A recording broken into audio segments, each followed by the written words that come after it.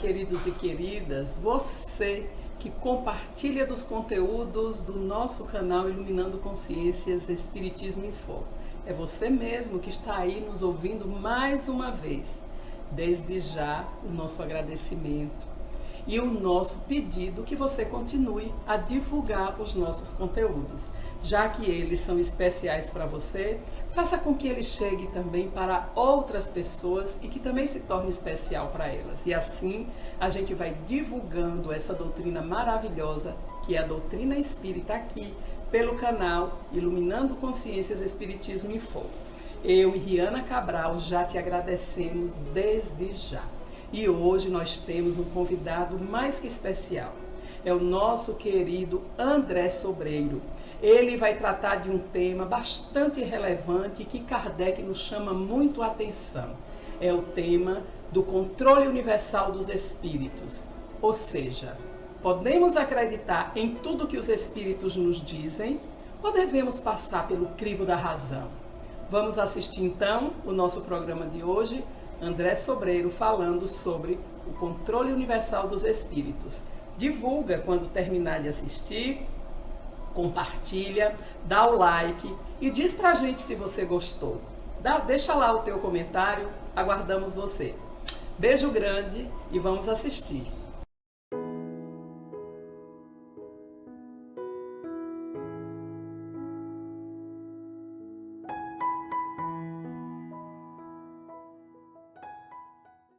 Olá, sejam bem-vindos. Eu sou André Sobreiro e inicio o nosso momento de reflexão agradecendo os amigos do Senhor do Bonfim, na Bahia, que nos convidaram para estar aqui na noite de hoje com essa fala, né, com esse estudo a respeito do controle universal do ensino dos espíritos, esse texto extraordinário de Allan Kardec, que, como vocês vão ver nos slides agora junto comigo, ele consta. Deixa eu só tirar o banner para todo mundo poder ver. Não, vou ter que usar um outro esquema aqui. Ele consta de O Evangelho segundo o Espiritismo, na introdução número 2. Consta também da Revista Espírita de 1864, no mês de abril, mas como vocês estão vendo na seta vermelha, nós estamos usando como referência o texto de O Evangelho segundo o Espiritismo. A diferença é muito pequena, tá? Na Revista Espírita tem um parágrafo a mais de 2 linhas, quando Kardec vai dizer que já tinha abordado esse assunto num número anterior, mas a seriedade do assunto lhe pede, ou lhe solicita, vamos dizer assim, um retorno a esse assunto. Então, que a nossa fala seja útil para despertar nos amigos que vão assistir esse estudo essa vontade de entender esse método de Kardec. Eu quero agradecer, inclusive, vou colocar de novo, os meus amigos que nos convidaram para estar aqui e autorizaram, né, que alguns dias depois da publicação dessa palestra no canal deles, eles me autorizaram a plantar esse vídeo no meu canal também. Então, obrigado por essa permissão.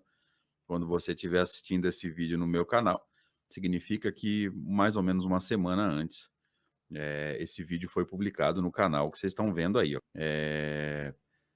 E o trabalho é apresentado pela Valdineide Aquino, que é quem nos contata pelo WhatsApp, participa desse trabalho, vamos dizer assim, são os apresentadores dessa atividade. Então, obrigado pelo convite e vamos em frente, começando o nosso estudo. Então, esse slide nós já comentamos, né?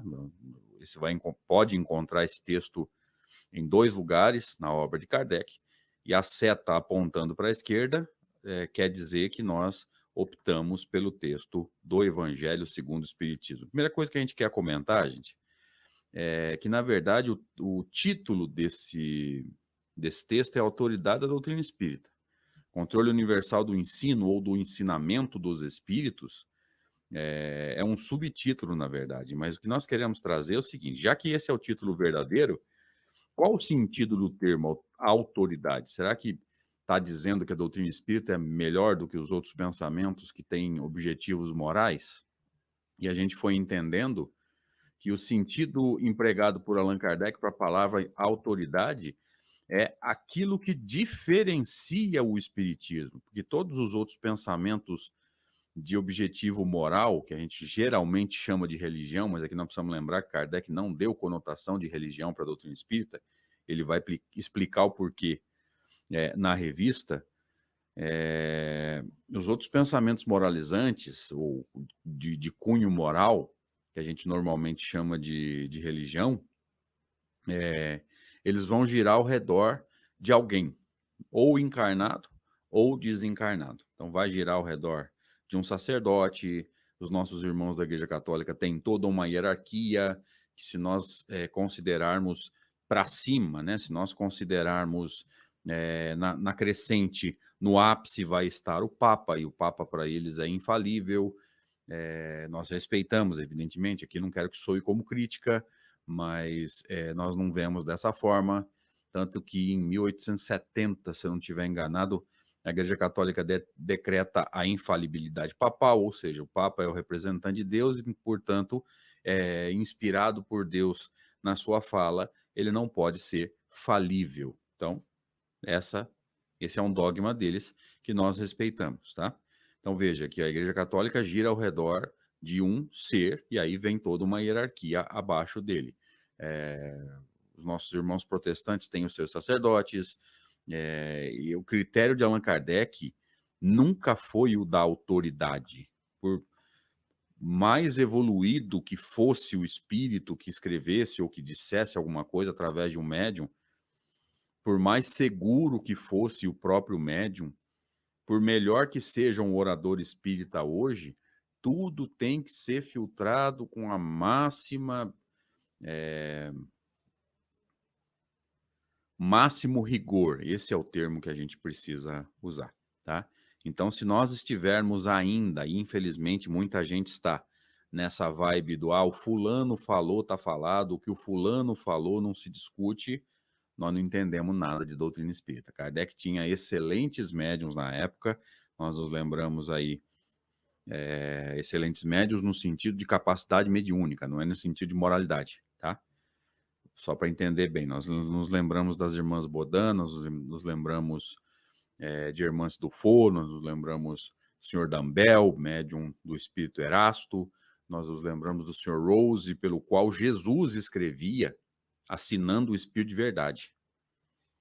Então, Kardec tinha excelentes médiuns, tinha ali participando da construção da doutrina espírita, colaborando com as suas ideias, espíritos elevadíssimos, né? Nós nos lembramos deles aí, quando lemos o Prolegômenos, né, que é um texto do Livro dos Espíritos, e ao final desse texto, chamado Prolegômenos, que é uma introdução, uma forma de introdução ao livro, né, os espíritos assinam, né? Então nós gostamos muito dos textos de Erasto, São Luís, Santo Agostinho, Hahnemann, Lacordaire, João Evangelista, Sócrates, o próprio Erasto não se assina ali, Paulo de Tarso. Então veja, Kardec tinha grandes médiuns, espíritos elevadíssimos, e mesmo assim o critério dele não era o da autoridade. Então, se nós tivermos hoje pautados no critério de autoridade, dizendo que esse ou aquele médium, esse ou aquele espírito são infalíveis, significa que nós não entendemos grande coisa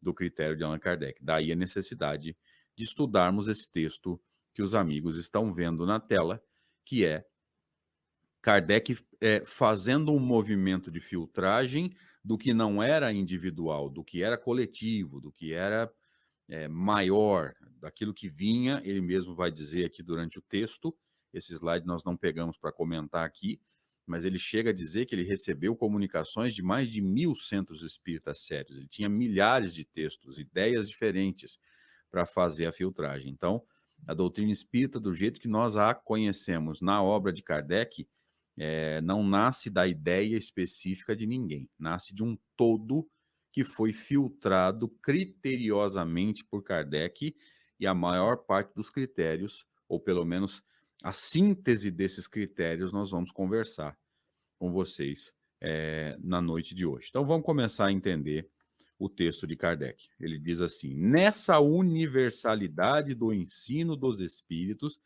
reside a força do espiritismo. Então esse é o primeiro fator. Depois ele vai falar também que essa universalidade é a causa de tão rápida propagação. Mas vamos pensar primeiro nessa força, né?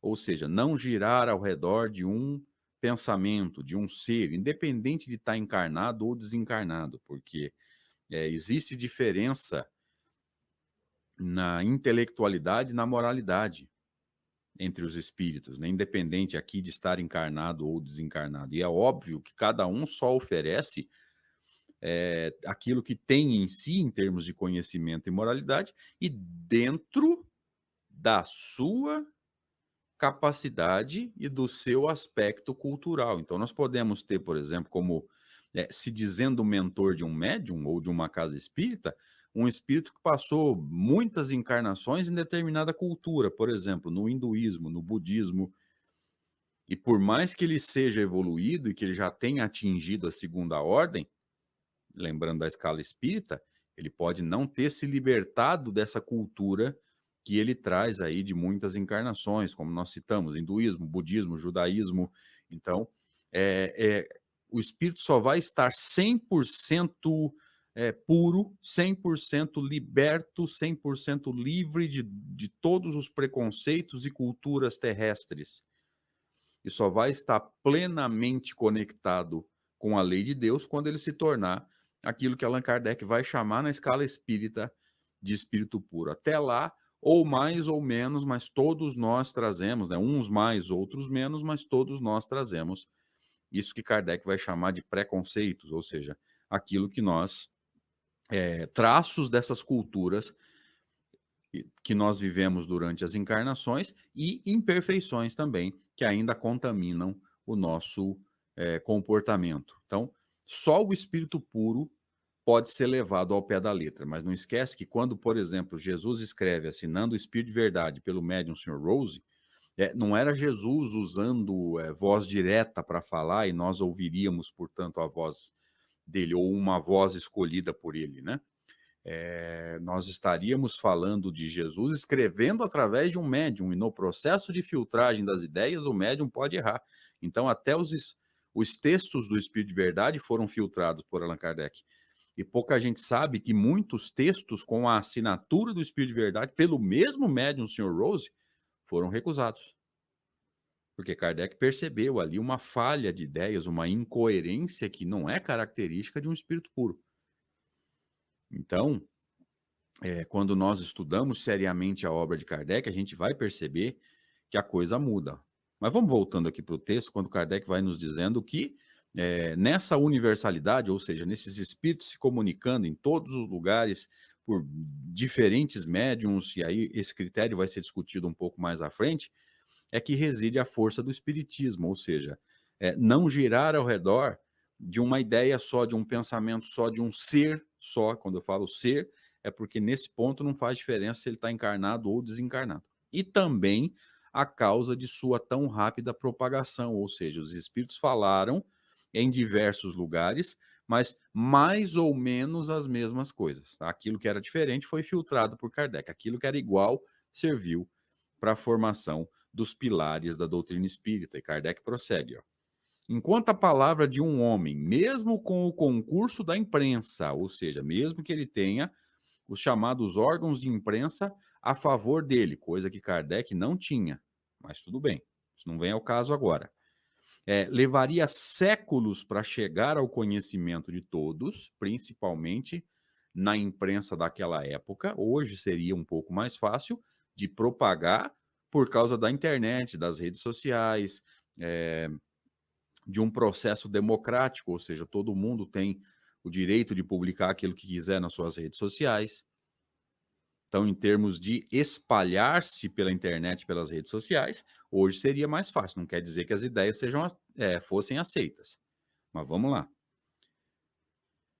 Milhares de vozes se fazem ouvir simultaneamente, isso aqui é muito importante, vai ser falado mais à frente, em todos os recantos do planeta, ou seja, não houve quem fosse privado de receber essas comunicações, proclamando os mesmos princípios. Veja, o pouquinho que diferenciava, Kardec filtrava. São esses princípios revelados repetidamente em inúmeros pontos que formaram o Espiritismo, e transmitindo-os aos mais ignorantes, como aos mais doutos, a fim de que não haja deserdados. Veja, a lei de igualdade se fez aí.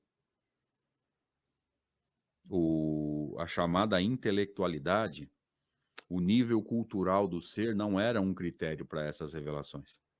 Talvez fosse revelado de uma forma mais simples, mas as ideias eram as mesmas. Então não houve essa segregação. Não, esse aqui está pronto para entender, vamos revelar para ele. Não, aquele lá não dá conta. Não houve isso. Todos receberam revelações. Kardec prossegue. Sabe-se que os espíritos, em virtude da diferença entre suas capacidades, longe se acham de estar individualmente considerados na posse de toda a verdade. Ou seja, nós, espíritos imperfeitos, nós temos parcelas muito limitadas da verdade. O que nós chamamos de verdade, na verdade, são opiniões. E quanto mais o ser amadurece, mais ele vai deixando as opiniões de lado e vai focando na busca da verdade. Uma das formas de você e eu crescermos, né, evoluirmos, amadurecermos espiritualmente, é exatamente fazer o movimento contrário, que é o de abandonar as ideias pessoais e buscar a verdade. E quanto mais a gente abandona as ideias pessoais e mais a gente busca a verdade, mais a gente acaba se decepcionando com a gente mesmo. E talvez a gente chegue a perceber que a gente brigou, a gente ofendeu, a gente virou a cara, a gente fez coisas que não devia e magoou pessoas por aquilo que na época a gente achava que era uma verdade indiscutível. Depois a gente percebeu que era apenas a nossa opinião e que nós defendíamos porque por algum motivo não queríamos naquele momento abrir mão dessas verdades. Então veja que além da questão doutrinária, esse texto tem um fundo moral. Eu tenho um pouco de preocupação quando eu vejo pessoas dizendo como é que eu posso explicar isso? Estudando a doutrina espírita, não para entendê-la, mas para encontrar trechos de texto para comprovar aquilo que eles já acreditam. Quando você comprova apenas aquilo que você já acredita, você não evolui. Evoluir significa desconstruir crenças, valores, objetivos de vida e reconstruí-los de uma forma mais adequada à verdade. Quanto mais adequada? Depende do quanto você evoluiu como espírito imortal. Alguns conseguem, em uma encarnação, dar um passo grande. Outros praticamente não saem do lugar. Talvez cresçam na intelectualidade, mas a moralidade anda muito pouco. Então nós precisamos entender isso, gente. E esse texto que Kardec está nos dizendo aqui, sabe-se que os espíritos, em virtude da diferença entre suas capacidades, longe se acham de estar individualmente considerados na posse de toda a verdade. Isso aqui é um convite ao estudo de um texto chamado A Escala Espírita, que está no Livro dos Espíritos, do item 100 ao 113. Eu vou até te dar as referências. É o livro 2 ou segunda parte, logo no primeiro capítulo que Kardec chamou de vida espírita.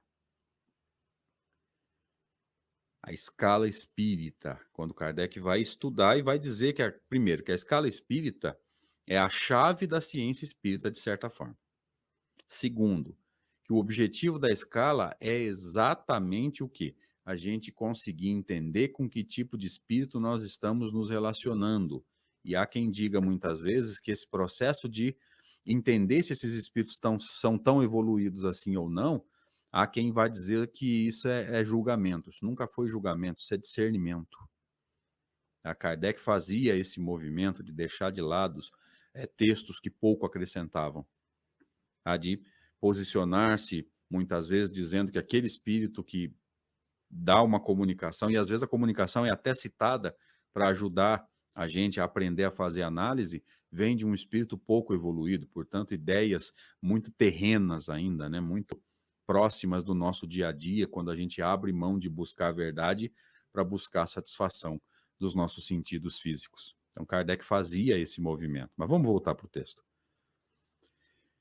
Que nem a todos é dado penetrar certos mistérios. Veja, os mistérios são... A penetração desses mistérios é dada de acordo com a sua elevação, com a sua capacidade de lidar com essas informações. que o saber de cada um deles é proporcional à sua depuração, ao seu processo de purificação. Que os espíritos vulgares, ou seja, no nosso nível evolutivo, não sabem mais do que muitos homens, que entre eles, como entre estes, ou seja, como entre os espíritos, como entre os homens, há presunçosos e sofômanos. E aí eu trouxe o significado, né? Vem de sofomania, que é o hábito de querer passar por sábio, confiança exagerada e extravagante na própria sabedoria, que é a característica daquilo que Allan Kardec vai chamar na escala espírita de pseudo-sábio. Não tem compromisso com a verdade, tem compromisso com a própria vaidade. Em alguns momentos, Kardec vai pegar o pseudo-sábio que defende as próprias ideias e chamá-los de espíritos sistemáticos. Cuidado, estudem esses textos. Que julgam saber o que ignoram.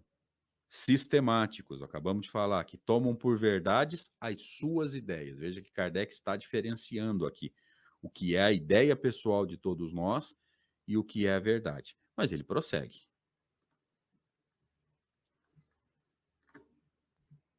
Enfim, que só os espíritos da categoria mais elevada, aquilo que Kardec chama de espíritos puros, primeira ordem, escala espírita, item 112 e 113, os que já estão completamente desmaterializados, ou seja, totalmente desprendidos dos preconceitos da encarnação, das culturas aqui da Terra, se encontram despidos das ideias e preconceitos terrenos. Ó, acabamos de falar. Mas também é sabido que os espíritos enganadores não escrupulizam, ou seja, não têm escrúpulos, não têm vergonha em tomar nomes que não lhes pertencem para impingirem suas utopias.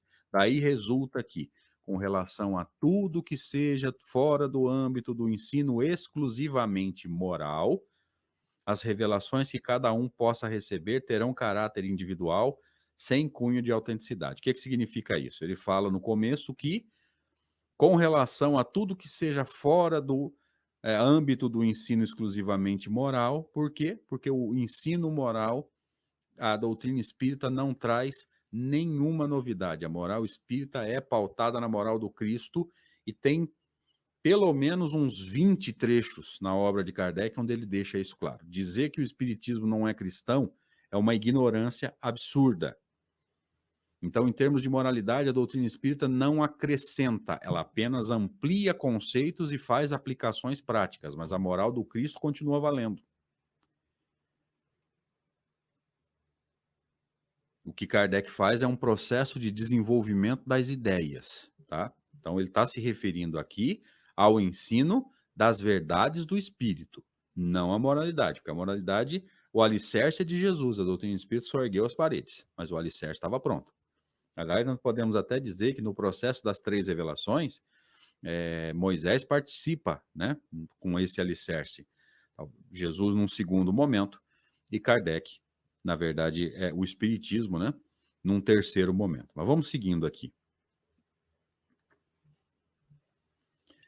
O primeiro exame comprobativo é sem contradita ao da razão, ao qual cumpre se submeta, sem exceção, tudo que venha dos espíritos. Ele deixou claro que é sem exceção.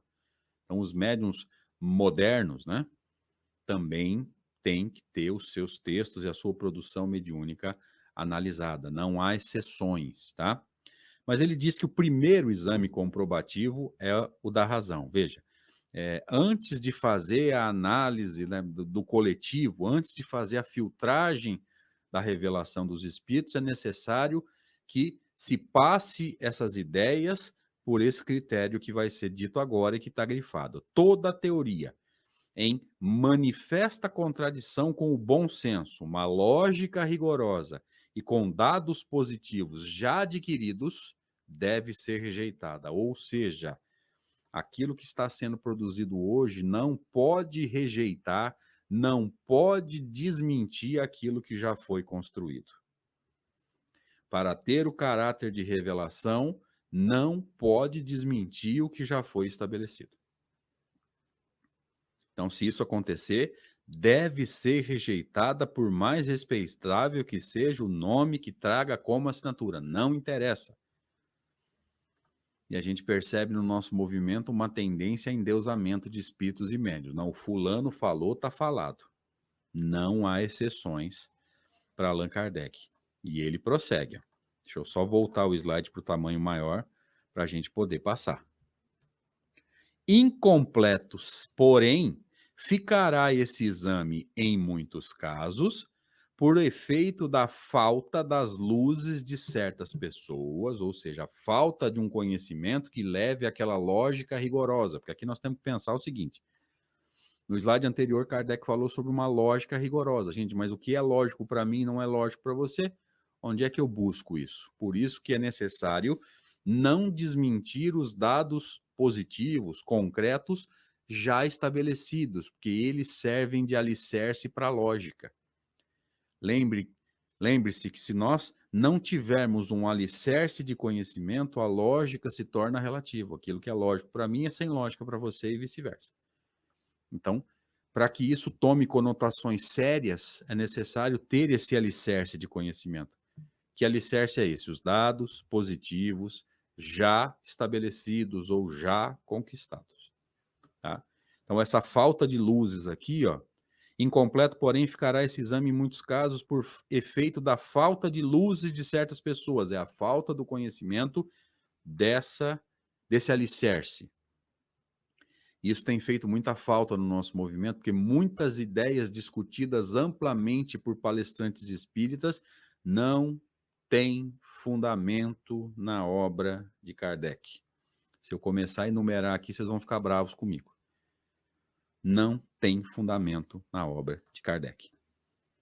E das tendências de não poucas a tomar as suas próprias opiniões como juízes únicos da verdade. Ou seja, por que eu chamo de verdade um ponto? Porque ele bate com as minhas ideias, como se as minhas ideias fossem parâmetro de verdade. E não são. Ou seja, a nossa arrogância. Caminhando para o final, Kardec diz assim: a concordância no que ensinem os espíritos é, pois, a melhor comprovação. Então, aquilo que os espíritos trouxeram, cujas ideias concordavam, é a melhor comprovação. Mas essa concordância tem que se dar de acordo com alguns critérios. Atentem para esses critérios agora. Importa, no entanto, que ela se dê em determinadas condições. A mais fraca de todas ocorre quando um médium sozinho, lá isolado, interroga muitos espíritos acerca de um ponto duvidoso. É evidente que, se estiver sob o império de uma obsessão ou lidando com um mistificador, esse pode lhe dizer a mesma coisa sob diferentes nomes. Então, o próprio médium se engana por quê? Porque o mesmo espírito, assinando nomes diferentes, responde da mesma forma. Caiu no processo obsessivo. Tampouco garantia alguma existe. Tampouco garantia alguma suficiente haverá na conformidade que apresente o que possas obter por diversos médiums num mesmo centro, num mesmo grupo, porque podem estar todos sob a mesma influência, chama obsessão coletiva. Então não adianta você ter 10, 20, 30 médiums no mesmo centro espírita, porque o mentor da casa, entre aspas, pode ser um mistificador. E pode escrever coisas parecidas, mudando um pouquinho na forma, através de médiums diferentes dentro da mesma casa. E agora, para sintetizar todas as ideias desse texto. Só uma garantia séria existe para o ensino dos espíritos: a concordância que haja entre as revelações que eles façam espontaneamente, veja, sem evocação e sem propor assunto, servindo-se de grande número de médiuns, estranhos uns aos outros, em vários lugares. Por que eu deixei esse texto para o final? Porque ele sintetiza o critério todo. Revelações espontâneas, ou seja, não houve evocação e não se propôs assunto. Grande número de médiuns estranhos uns aos outros, ou seja, o processo obsessivo coletivo não vai valer aqui, não vai pegar aqui. E mais, não tem chance de você ter médium entrando em contato um com o outro, ou você publicar o que você psicografou hoje e o próximo médium que psicografar uma ideia parecida já ter lido a primeira psicografia e estar sugestionado. Na época de Kardec isso não existia. Lá fazer controle universal era fácil. E em vários lugares para quê? Para que não houvesse problema com relação à obsessão coletiva, né? Que é a obsessão do grupo inteiro, da casa espírita inteira. Eu espero que os amigos, Senhor do Bonfim, na Bahia, aqueles que estiverem estudando conosco esse texto nesse vídeo, os amigos que vierem assistir esse estudo no meu canal um pouco depois da publicação, no canal dos amigos lá da Bahia, que todos nós estejamos entendendo a seriedade desse texto, dessas ideias, e entendendo também o quanto o movimento espírita tem sido, por desconhecer esses critérios, vítima de mistificações, vítima de espíritos sistemáticos que têm defendido as próprias ideias, cheias de erro de doutrina, cheia de erro de filosofia, cheio de erro de ciência, passando por sábios, enganando médiuns, enganando casas espíritas. O quanto nós precisamos ter mais seriedade nesse processo de filtragem do que vem dos espíritos, do que vem dos oradores espíritas. Que nós tenhamos mais seriedade, paremos com esse movimento de idolatrar alguém só porque é médium, só porque é palestrante, só porque é do nosso estado, só porque é da nossa região. Não, tudo o que se fala em termos de doutrina espírita tem que ser filtrado. E a base dessa filtragem é o conhecimento da obra de Allan Kardec. Então, que esse nosso vídeo tenha servido nesse sentido, para que a gente possa, juntos, entender a seriedade do assunto e começarmos a pesquisar, estudar e conhecer a verdadeira doutrina espírita. Obrigado pelo convite.